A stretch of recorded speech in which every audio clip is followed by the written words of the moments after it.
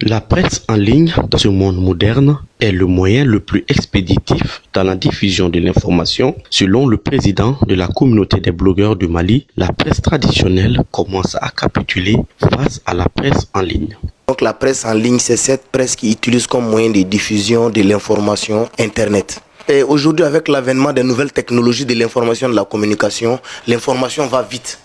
Et les gens sont de plus en plus connectés. Les gens n'ont plus le temps de lire les journaux papier ni de regarder la télé.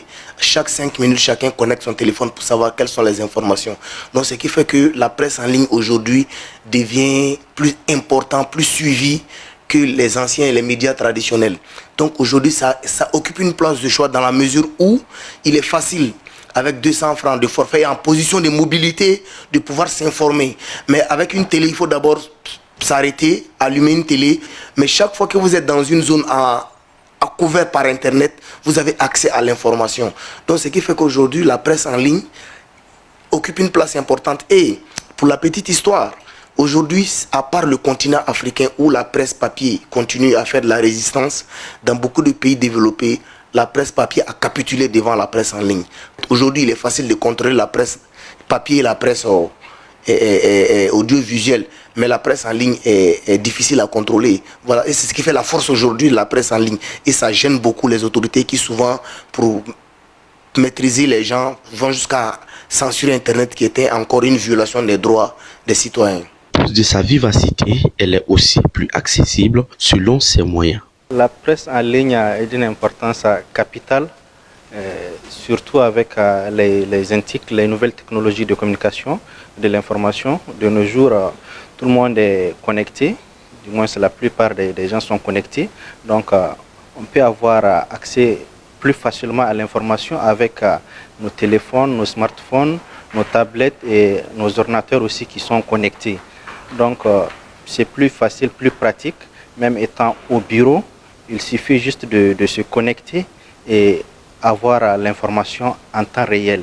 L'arbre ne doit pas cacher la forêt. L'avènement de ces médias numériques impose un défi à relever.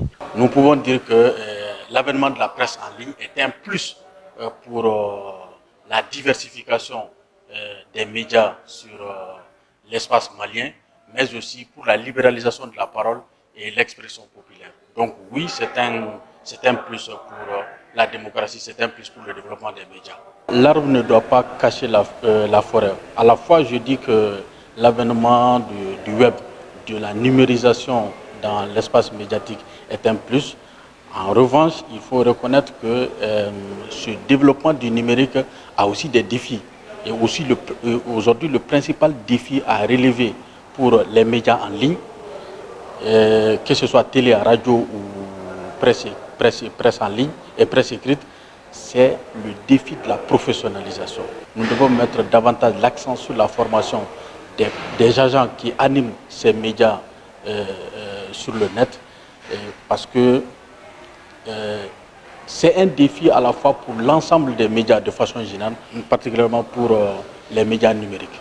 Vu son évolution et son accessibilité incontestée, les institutions nationales, les entreprises, en passant par les commerçants, tous possèdent un site web. Avec la presse en ligne, l'information circule à la vitesse de la lumière et à tout moment.